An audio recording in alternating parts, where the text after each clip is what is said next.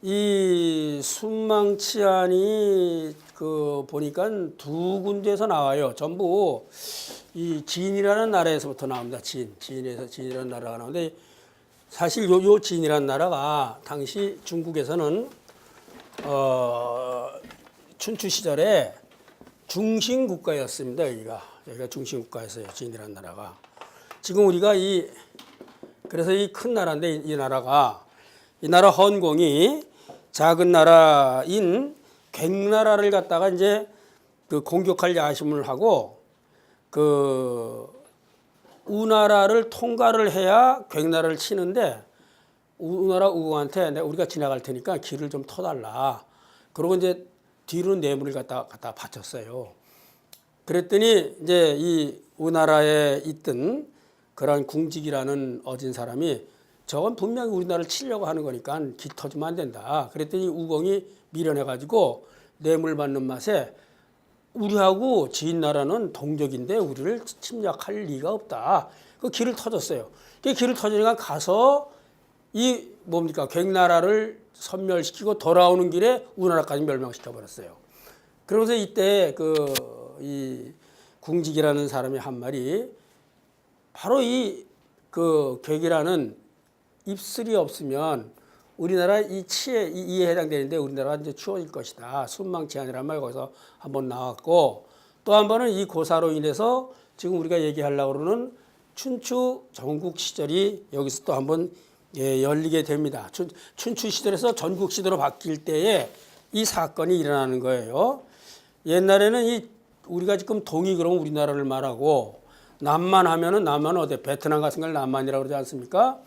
그다음에 북쪽 서융 이 흉노족이라든가 저쪽 티베트 이쪽을 말하고 있었는데 당시 중국에서는 진나라 중심이라 동이라 그러면은 제나라를 말하고 제나라, 남만은 초나라를 말했고 북쪽은 연나라를 말했고 서융은 또 다른 진짜 진시황 진짜 있죠.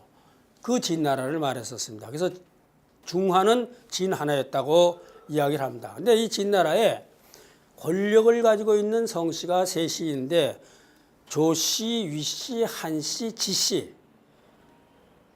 우리나라 지금 이 넘어지자 아닙니다. 슬기자입니다. 이 넷이 있었는데 바로 그 중에서 제일 센 사람들이 지씨예요. 그래서 이 지씨가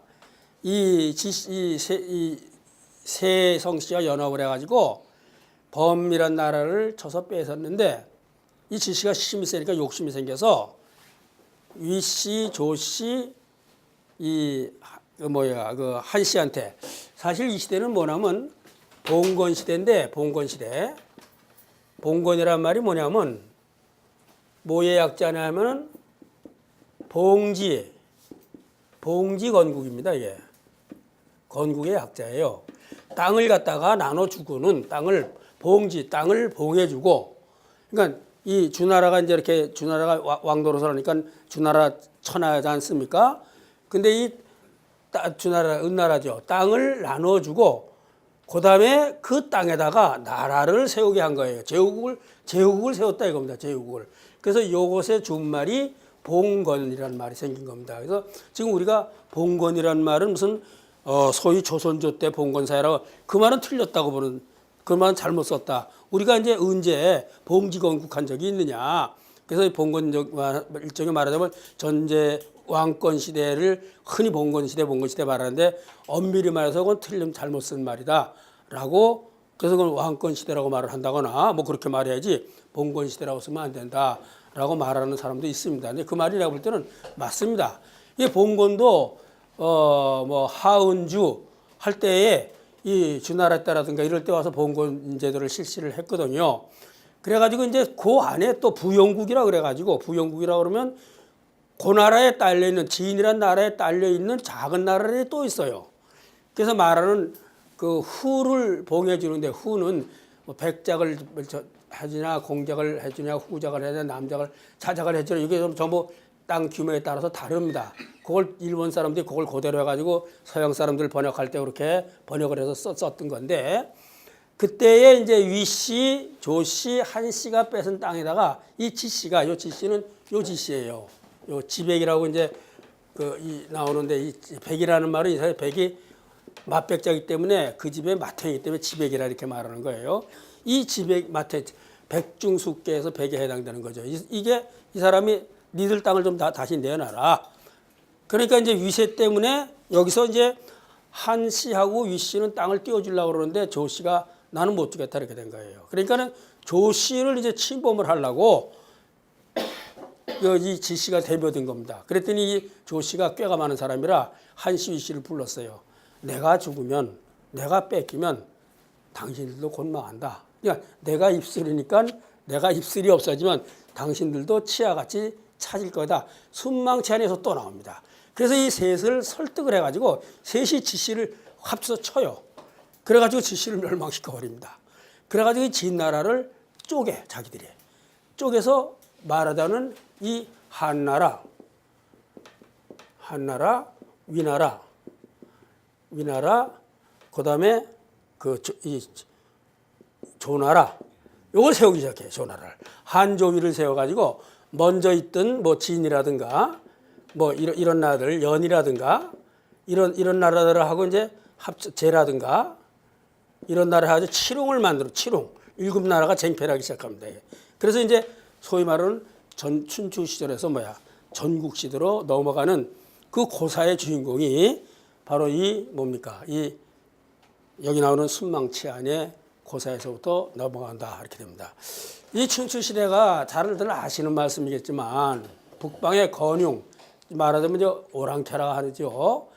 그 견웅의 공격을 받아서 이 주나라가 수도를 낙양으로 옮겨갑니다. 동쪽으로 옮겨가게 되는데 주는 봉건 국가이기 때문에 제후국들이 많이 이제 있었어요. 그런데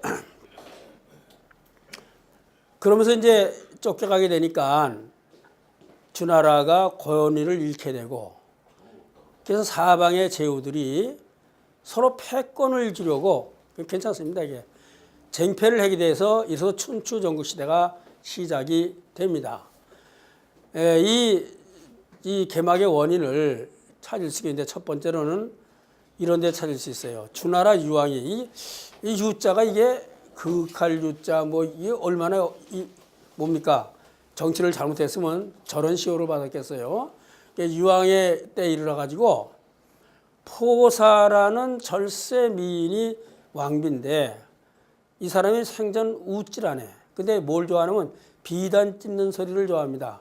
그래서 하루 종일 궁녀가 그 앞에서 비단을 찢는 일을 해요. 그걸 듣고 조금 뱅긋 웃어요. 그런데 이 하루는 어디로 갔는데 거기가 봉화대가 있는 데예요. 봉화대에 갔더니 이게 뭐 하는 거냐고 물어보니까 이 유왕이 바보 같은 유왕이 여기다가 봉화를 올리면 제후들이 나를 구하러 온다. 그거 한번 보고 싶다 해서 봉화를 올렸어요.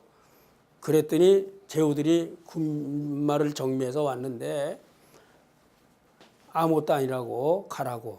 그 가는 모습을 보고 이 포사가 입이 찢어지게 웃었어요. 그래서 이 왕이 자기 마누라 웃기려고 간간히 봉화를 올렸어요. 그때마다 와서는 여자 웃음소리만 듣고 가기 때문에 정말 견웅이 쳐들어왔을 때 올리니까 마치 늑대 소년 이야기 똑같습니다. 그랬더니 저것도 가봐야 아니니까 그러 안 왔어요.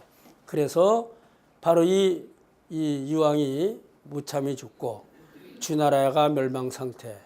그래서 이 제후들이 그래서 합심해서 견웅을 물리치고 평왕을 세우게 됐는데 이 쫓겨난 견웅들이 다시 대군을 이끌고 국경을 계속해서 침범하기 때문에 이 주나라 서울이 그때 호경입니다. 저 호자를 보면은 사람 이름이 많이 들어가죠.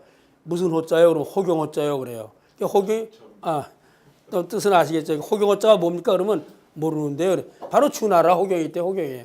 그래서 그 다음부터 경자가 서울이란 뜻으로 쓰인 겁니다. 저 때부터 서울 경자가 쓰인 이유가 그래서 그 다음부터 이제 경성이니 이렇게 쓴 이유가 그래요. 그래서 그 중심지인 낙양으로 도읍을 옮기게 됩니다. 이때부터 동주라고 불리게 돼요. 열국지가 이제 그렇게 되게 돼요. 그래서 이른바 춘추시대가 개막이 됩니다. 다시 말해서 주나라가 힘이 뚝 떨어져 버려가지고 이제 제후들이 이거 나도 한번 패권을 다퉈보겠다. 그러고 할 때가 그럴 때입니다. 이 춘추시대의 개막의 원인이 두 번째는 또 이런 게 있다고 그래요.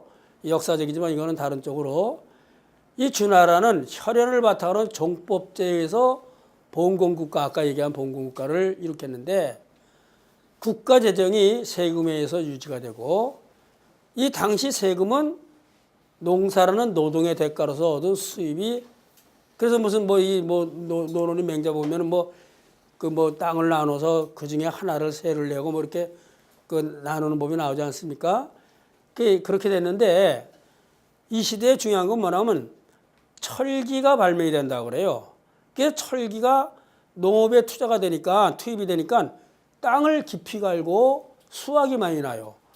저게 이제 우리 같이 심은 사람이 곱게 인질해서 심은 거 하고요. 뭐 트럭 다 깊이 판 거는 수확이 다릅니다. 그 수확이 땅이 깊으면 그렇게 나요. 그래서 철기가 농업의 투입에 대해서 이 석기보다 일이 쉽고 깊이 땅을 팔 수 있어 또 관계수로를 만들 수 있고 불모지도 개간할 수 있고 그러기 때문에 소외계층이던 사람들이 부를 축적하게 되고 계급관계가 흔들리게 돼요. 다시 말해서 저기 그 장길산이나 이 소설을 보면은 그 우리나라의 계급관계가 흔들리는 게 거기 나옵니다. 여주 상단들이 들어서 가지고 권력층하고 손을 잡고 돈을 벌어 가지고 권력을 지기 시작하고 그때 상인이라고 그러면 하층 계층인데 그들이 중심에 자꾸 들어서는 얘기가 장길산에 나오듯이 바로 이렇게 그 어떤 그 계급 관계가 흔들리게 되는 이유가 이런 데 있다. 이렇게 얘기를 드릴 수가 있습니다. 즉 철기의 개발로 인해서 이렇게 농사가 바뀐 거죠. 그래서 이 주나라는 지배하는 천자, 지배를 받는 제후 이렇게 이분 구도로 되는데 산업 현장에 철기가 투입되면서 생산이 올라가면서 제후들이 부를 축적하기 시작을 합니다. 그러니까 그 부로서 권력을 갖기 시작한 거죠. 상대적으로 강화된 힘으로 천자에게 도전을 시도하는 일들이 생기게 되는 거예요. 부가 있으니까. 그래서 이 천자의 힘이 상대적으로 제후보다 약화되는 계기, 아까 얘기한 견응이 저돌아서 그렇게 된 거죠. 그래서 이 전국의 주도권이나 의사결정이 제후들에게 넘어가기 시작합니다. 그래서 이거 오패가 당시에 등장을 하지 않습니까? 천하에는 제후만 남고 제후들이 천하에 패권을 놓고 각축하는 그런 전쟁이 일어나게 되는데 이래서 춘추 전국시대가 비로소 춘추시대가 개막이 된 거예요. 잘 아시다시피 춘추란 말은 공자가 노나라의 역사를 쓴 역사책의 이름입니다. 이 시대를 썼기 때문에 이 시대를 춘추시대라고 이 이름을 붙였던 게 그 이유입니다. 일단 오패, 제환공이라든가 진문공이라든가 또 진목공이라든가 이런 사람들이 초장왕이라든가 이런 사람들이 다섯 패권을 놓고 다섯 사람의 패자 그러니까 그 사람이 맹주가 되는 거예요. 제환공이 맹주가 돼서 다른 제후들이 거기 와서 같이 연합을 하는 연합의 맹주가 되는 그런 형태를 띠고 있는 거죠. 이 춘추 전국시대의 특성을 보면 이렇습니다. 중국 상고사를 이야기할 때 요순우가 이 요순우 그래서 우임금의 나라를 은 그리고 하은주 3대를 이야기하는 것이죠. 하은주 3대를 이야기하게 되는데 바로 이 요임금, 순임금, 우임금은 아들에게 왕을 시킨 것이 아니라 훌륭한 시내를 왕을 시켰어요. 선의한 겁니다. 이게 가장 이상적인 정치라고 해서 이게 태평성대라고 말해요. 지금도 이 남북조 시대에 어떤 임금은 자기가 훌륭한 임금이라고 늘 자부하면서 재상한테 이제 당신이 앞으로 임금하라고 매일 그랬어요. 그때마다 재상이 아닙니다. 제가 어떻게 임금을 합니까? 이랬어요. 그래서 진짜 훌륭한 임금을 보여주기 위해서 둘이 짰어. 그래서 만조백관을 모아놓고 재상한테 왕위를 선의하노라 그랬더니 그땐 재상이 알아서 내가 받아버렸어. 그래가지고 싸움이 나가지고 죽고 살리는 일이 생겼다고. 선의가 쉬운 게 아닙니다. 이제 근데 이렇게 선의를 했는데 우임금부터는 세습을 시작을 했습니다. 그래서 세습을 한다는 것은 이 세습 제도로 바뀐다는 것은 바로 이 혈연을 중시 여기는 종법 제도로 바뀌었다는 거예요. 왕위가 능력을 위주로 하는 왕이 전승해서 훌륭한 사람의 능력을 가지고 왕을 주는 것이 아니라 혈연을 중시하기는 그 모습으로 바뀌었다는 거죠. 그래서 장자 세습의 관습이 바로 한나라 때부터 강화되기 시작을 했고, 그래서 바로 이 장자 세습을 통해서 자기 존재 근거에 대한 인식의 길이 이제 시작이 되기 시작을 하는 겁니다. 그래서 혈연을 통한 자기 존재 근거를 확인한 사람들이 여기서 멈추지 않고 더욱 높은 궁극적인 지형을 통합해서 자기 존재의 튼튼한 기반을 이루고, 그 더 높은 건 뭐냐? 하늘을 지배하는 궁극적 지점인 상자라는 신이 높다 이거예요. 그래서 이 은나라 사람들은 상자라는 최고의 신을 믿게 됐어요. 그렇게 됐고, 그래서 이 은나라의 역사를 각걸 문자를 통해서 우리가 알게 됐다는 얘기는 잘 아는 얘기고, 그래서 은나라 사람들은 조상신이나 상자를 굳게 믿고 여기서부터 답을 얻으려고 그랬어요. 그래서 제사, 사냥, 전쟁을 할 때는 점을 쳤고, 그 결과에 따라서 어떠한 그 인간의 삶에 반영이 된다고 생각을 했습니다. 그래서 이 은나라 사람들은 상자란 최고의 신이 내린 천명에 의해서 나라가 건립됐기 때문에 영원히 멸망하지 않는다고 믿었어요. 그런데 은나라가 주나라한테 멸망을 합니다. 그래서 천명을 받아 영원히 멸망하지 말아야 될 은이 망하자 주나라가 일어나지 천명에 대한 관념이 이제 바뀌기 시작을 하는 게 굉장히 중요한 사건입니다. 이게 천명에 대한 관념이 하늘에서부터 받는 것이 중요한 게 아니라, 그래서 천명은 덕이 있으면 오고 덕을 잃으면 떠날 수 있다라고 주나라 때부터 믿기 시작을 했어요. 누구한테 그냥 주는 게 아니라, 그래서 덕이라는 게 중요시 여겼어요. 그래서 은나라에 있던 천명이 덕을 잃어서 주나라에 왔고 주나라 건립에 정당성을 부여했어요. 주나라에 와서는 신의 뜻인 천명도 인간 내적인 덕에 의해서, 즉 인간의 내적인 문제를 좀 더 중요시 여기는 계기가 됐다는 얘기예요.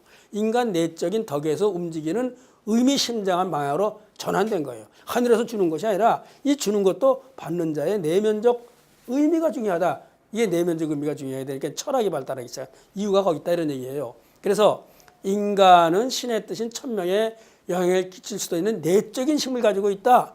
이렇게 믿게 되고 바로 이것이 덕이다. 그래서 이 덕을 담는 그릇이 예다. 덕과 예에 대한 관념이 이 주나라 때부터 높아지기 시작을 하는 겁니다. 그래서 은나라 사람들은 신만을 받들었기 때문에 인간 세계의 예법은 그래 중요시 여기지 않았는데, 주나라 때는 귀신을 높은 자리에 놓고 공경하면서도 사람의 일을 더 중요하게 여기고, 통치 역시 덕이 있는 사람이 하늘의 일을 대신하는 것이기 때문에 하늘의 아들이라는 뜻에서 천자란 말이 이때부터 나오기 시작한다. 이렇게 바뀌어버리게 됐어요. 그러니까 이건 굉장히 중요한 변모입니다. 이것은. 그래서 인간은 무슨 일을 하더라도 황만히 신의 뜻을 따르는 것이 아니라 인간적인 관점에서 행하게 되고, 그래서 우리가 말하는 진인사 대천명, 사람을 일을 다 한 뒤에 하늘의 명을 기다리는, 받아들이는 그러한 쪽으로 가닥이 바뀌게 되는 거예요. 그래서 주나라 때 이르러 덕이라는 인간 내면에 보다 깊은 생각을, 사고를 하기 시작을 했다. 그렇게 돼서 이 인간 내면으로 눈을 돌린 주나라 때에 일어나서 주나라 일어나고 주나라가 힘을 잃고 춘추 전국 시대가 시작되면서 이 시대를 극복할 수 있는 가르침을 펴는 많은 현자들이 나타나는데, 바로 이것은 주나라 때부터 일어나기 시작했던 인간 내면의 문제를 본격적으로 제기한 사람들이, 이들이 제자백과 현인들이 등장하게 된 원인이 거기 있다. 이렇게 되는 거예요. 그러한 그 시대적 변천 속에서 제자백과가 나왔다는 어떤 그 원인을 찾아보는 거죠. 그래서 춘추전국이라는 이름에서 보듯이 이 시대는 다시 전국시대와 춘추시대로 나누어지게 되는데, 이 유향이라는 사람이 전국책이라는 책을 씁니다. 그래서 전국이라는 이름을 붙은 거예요. 아까 얘기했던 진나라는 한이조 세 나라로 갈라지면서 새로운 전국으로 정교했는데, 이것을 춘추시대의 시작이라고 춘추시대라고 부르고 그 이후를 전국시대라고 부르게 됐습니다. 그래서 춘추시대에는 진이 중국이에요. 중화하면 진나라고, 주변의 나라 오랑캐라, 아까 제나라를 동이라고 불렀고, 초나라를 남만이라고 불렀고, 남쪽에 있잖아요. 연나라를 북쪽, 조금 북쪽에 있습니다. 그 다음에 진나라를 서쪽, 북에서 조금 서쪽으로 떨어졌어요. 황하를 중심으로 이렇게 떨어서 서융이라고 이렇게 불렀어요. 이렇게. 제, 초, 연, 진 이렇게 불렀어요. 그러니까 제나라, 초나라, 연나라, 진나라와 아까 얘기한 한이조 세 나라가 돼서 칠웅의 나라가 쟁표를 하는 것이 이제 전국 시절이 시작이 되는 것이죠. 근데 진문공이 폐업을 이룬 바가 있고 진날에는 위, 조, 한, 지 세 권력자들이 있었다. 이건 말씀드린 바 같죠. 이 지백이 이 백은 으뜸되는 맏아들이라는 뜻입니다. 지백이 가장 강했어요. 그래서 이들이 연합을 해서 범씨의 땅을 침략해서 뺏었는데 힘이 가장 강한 지백이 땅을 세성씨로부터 뺏으려고 그랬어요. 니들 내놔라 이렇게 협박을 했죠. 그런데 이중 조가 말을 듣지 않자 이 지백이 군대를 넣어서 조를 공격하자 조가 위와 한나라에게 순망치 안에 고사를 들어서 얘기합니다. 내가 망하면 니들도 곧 망할 거야. 그러니까 연합하자 설득을 한 겁니다. 그래서 이 지백을 죽이고 이 진나라를 조, 한, 위 세 나라가 나눠갖기 시작했어요. 그래서 성씨가 가져서 조나라, 한나라, 위나라를 세우게 된 겁니다. 그래서 이 기존에 했던 초진, 연제 등과 약간은 조, 한, 위 이 나라가 서로 7나라로서 쟁패를 하는 칠웅의 쟁패가 시작돼요. 춘추 시대에는 많을 때는 150나라였다고 그래요. 저 소인국 뭐 조그만 나라에서 150나라가 됐었는데 이 시대에 이르러서 중국이 7나라로 서로 다투게 됐습니다. 그래서 이때를 전국시대라고 부르기 시작을 했다. 이 춘추시대와 전국시대는 이 춘추시대는 제후들이 서로 패권을 잡으려고 쟁패를 했고 그러나 제후국 간의 질서를 어느 정도 유지했던 그러한 봉건체제가 그래도 유지됐던 시대인데 전국시대로 와서는 제후들이 왕을 칭했어요. 그때는. 맹제본 양해왕, 맹자견 양해왕 고신대 왕이라고 그러지 공이라 안 했어요. 공. 전국 춘추시대는 무슨 공, 진목공, 무슨 제환공, 공이라고 했어요. 아까 공이라고 아까 얘기했지 백공이냐, 뭐 공공이냐, 후공이냐, 제공이냐, 뭐 거기에 해당되는 공이 해당되죠. 그러니까 제후들이 왕을 칭해서 자신들의 군주권을 강하고 무력과 술수가 남으면 중앙집권제로 바뀌게 됩니다. 그래서 정치적으로는 춘추시대에는 패자가 있어서 나름의 국가 간의 질서를 유지했어요. 패자 아까 얘기한 제환공은 그 누구죠? 포숙 관포지교 관중의 도움을 받아서 패자가 된 거죠. 국가 간의 질서를 유지했고 전국시대는 무력과 술수만이 굉장히 작용을 했다. 둘째, 사회적으로는 춘추시대는 윗사람을 내치는 하극상이 심했지만 전국시대는 군주권의 강화로 하극상은 거의 일어나지를 못했어요. 이때는. 이 춘추시대는요. 대부가 공을 마음대로 움직여버렸어요. 노나라가 그래서 맨날 계시, 공자가 계시 맨날 욕하는 게 8일이라는 게 넘어오면 8일이라는 게 나오는데 계시가 자기 정원에서 행사를 하는데 8일은 8사람이 8줄 서서 추는 춤을 8이라고 그래요. 8사람이 8줄 추는 춤은 천자만 추는 춤인데 그 춤을 췄어요. 그랬더니 세상이 이게 망했다. 제후는 6일을 칠 수 있고 대부는 4일을 칠 수 있는데 4일을 쳐야 되는 놈이 8일을 치니까 이게 하극상이 일어나는 거죠. 셋째, 문화사상적으로는 춘추시대는 아직 전통을 유지하는 경향이 있으나 전국시대는 새로운 가치를 추구하는 것이 더더 강하게 드러나기 시작을 했다. 춘추시대와 이 제자백가는 주나라의 지배계층은 왕, 제후, 경대부, 그 다음에 사. 경대부가 제나라에도 제후국에도 경대부가 있었고 왕의 나라에도 경대부가 있었어요. 그래서 이 급이 다릅니다. 우리가 지금 말하면 중앙정부의 공무원하고 지방자치제의 공무원하고 같은 과장이지만 급수가 다른 거나 똑같아요. 그렇게. 그 다음 사라는 계층이 있었습니다. 이 사가 지금 중요한 계층으로서 등장을 한 거죠. 이 사계층의 사람들은 유계를 익혔다. 예, 악, 사, 수, 서 이런 걸 익혀서 아주 일제 기능인입니다. 이 사는. 사계층은 기능인들이었어요. 공자도 사계층의 한 사람이었어요. 이 사계층의 사람들이 문물을 겸비한 사람들이고 바로 이 계층의 사람이 계급으로는 경대보다 못하지만 제후들이 보유하고는 중요한 군사력의 기반이 되는 거예요. 이 사람들이. 그러니까 이 힘이 썼죠. 서로 정표를 다투는 춘추 시대에 들어서 이들의 입지가 매우 더욱 강화됐어요. 사가 계급은 낮아도. 그래서 이 춘추 전국 시대에는 각 제후들이 전국의 부국강병을 도모하던 때이기 때문에 이 효과적으로 하기 위해서는 사의 역할이 부상되고 이 시대 요구에 맞는 특이한 사인의 무리가 있게 되는데 이들이 군사적으로도 강했지만 학문도 뛰어난 문무를 겸했으니까 이들이 전부 제자백가로서 등장을 하는 거예요. 공자도 사회 계급의 한 사례였어요. 이렇게 제자백가로 등장을 하게 된다. 그래서 탁월한 사람은 현자에게 지혜를 잘 배우기만 하면 제후들의 필요에 의해서 발탁이 돼서 벼슬이 되고 공자도 평생 발탁돼서 벼슬을 하고 다녔는데 뭐 대부 벼슬뿐이 못하잖아요. 각 학파가 스승을 중심으로 제자들이 모여서 공동생활을 해서 제자백가를 이루는 바탕을 이루게 됩니다. 음양가, 유가, 묵가, 명가, 법가, 도가 뭐 등등이 있다고 그래요.